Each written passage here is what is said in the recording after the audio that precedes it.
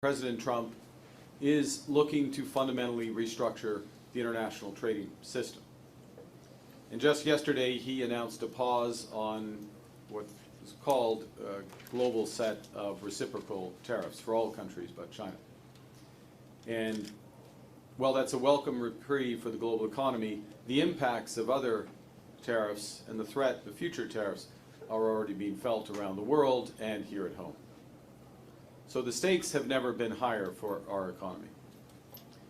In light of the evolving situation after today's campaigning, I will return to Ottawa. I will convene a meeting, including the Minister of National Defense, our Committee on Canada-U.S. Relations and National Security tomorrow.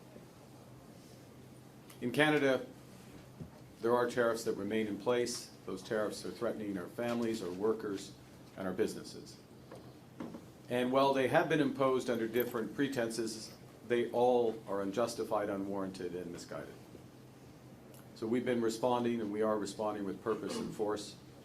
We will fight, we will protect, and we will build. We have agreed to begin negotiations between the Prime Minister and the President immediately following the election, and we will ensure that the ground for those negotiations is constructive while we stand firm with our workers, protecting our workers, and building this economy.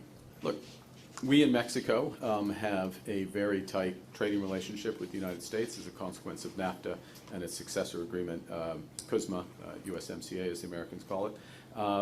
And so any adjustment to that is a reduction in the market access and the degree of trade, which is why we have responded.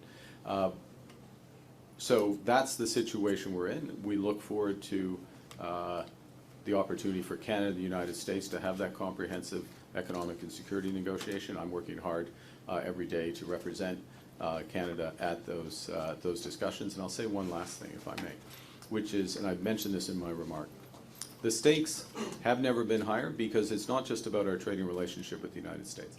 It isn't an accident that I spoke to President von der Leyen today because there is an interest in deepening our trading relationship with the European Union, with the United Kingdom, with like-minded partners in Asia. And the question is, one of the big questions in this election is who's going to protect Canadians, but also who's going to represent Canada at those negotiations, who's going to get the best deals for Canada.